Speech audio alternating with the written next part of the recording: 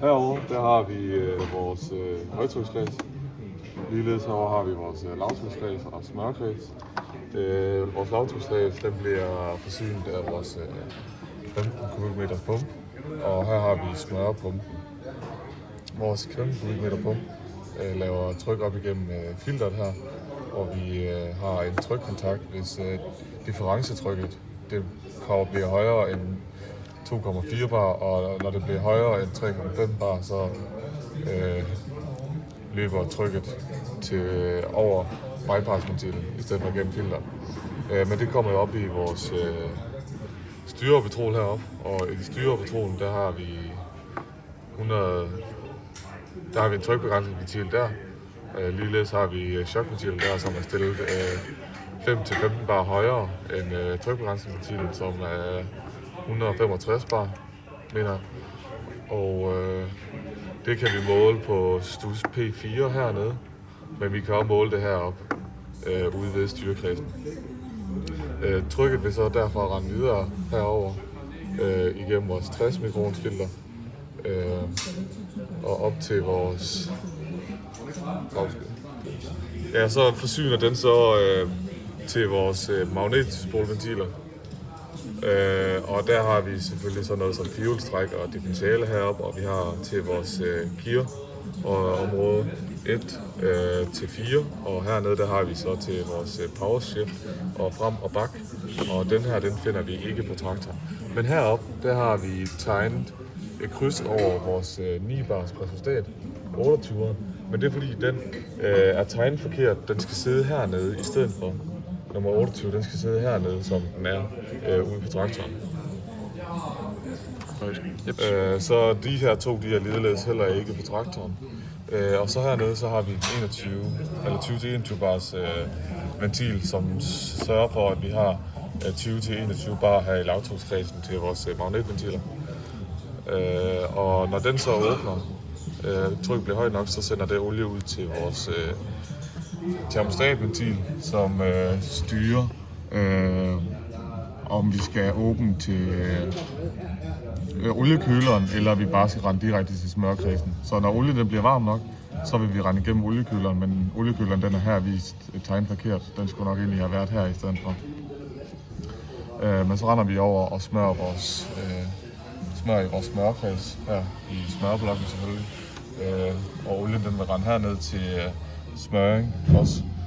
Og der har vi jo så, at når trykket det bliver 3 bar højere her, så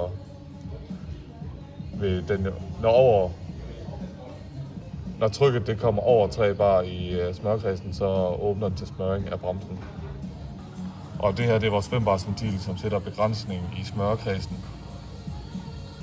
Så har vi de 2 pumper hernede, som forsyner til vores fjernudtag og til liftventilen. Olien den render igennem her, og her har vi vores tilkobling eller sammenkobling af begge pumper.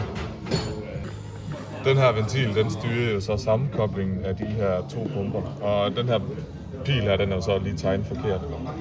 Men hvis vi så sammenkobler pumperne op i traktoren med den blå knap, så kan vi ikke bruge liftudtaget op i traktoren, fordi så vil olien her, som ellers vil være til ventil eller til liften, det vil rende over her i stedet for. Og op her, og så direkte til smørkredsen igen. Men hvis vi så har ikke har tilkoblet begge pumper sammen, så vil olien rende op her til vores lift.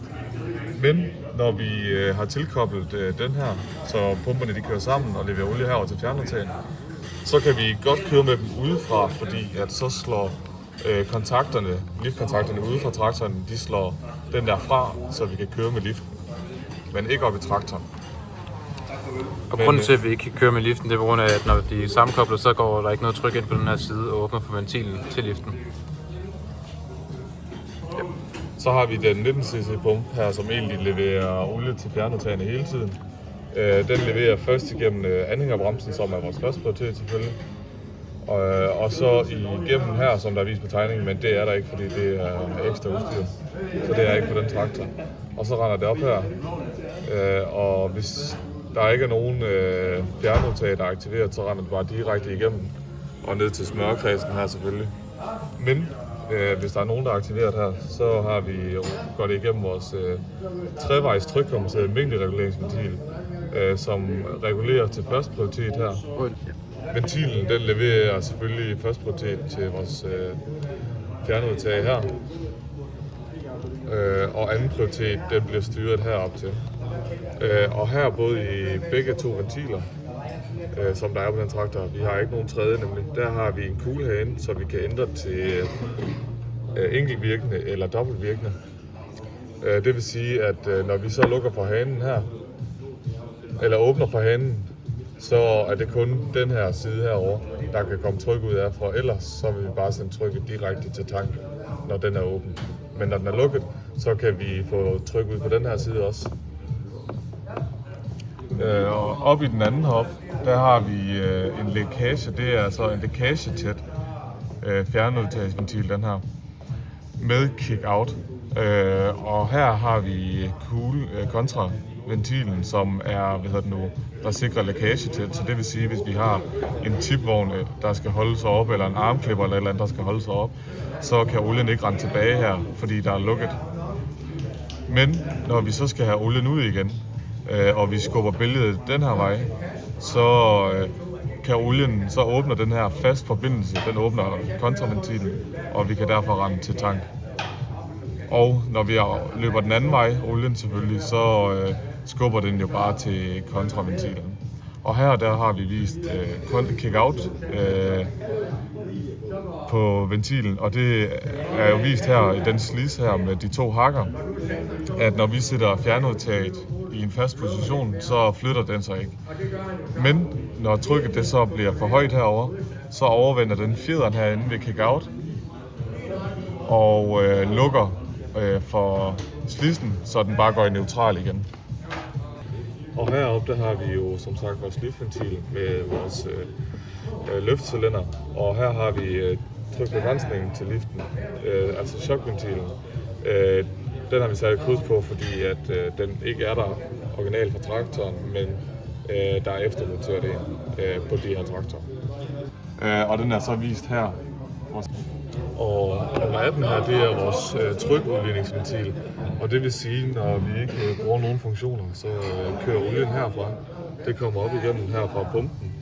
Og det vil så skubbe, indtil vi overvinder den fjeder, der er der. Og så vil olien rende om på siden her, og så vil den jo så bare rende til smørkredsen. Og her, der har vi hæveventilen til vores lift, så når vi aktiverer hævefunktionen, så åbner vi her, og olien den vil så rende over her og skubbe på vores trykudligningsventil, så vi har samme tryk her som der, og lukker derfor trykudligningsventilen, fordi fjederen den er med til at overvinde. Og så render den over vores kontraventil hernede, og løfter selvfølgelig løftcylinderen. Og heroppe der har vi så vores sænkeventil, som er med indbygget kontra i selvfølgelig. Så når vi lukker her, eller åbner her, så vil den selvfølgelig bare rende til tankolien fra cylinderen.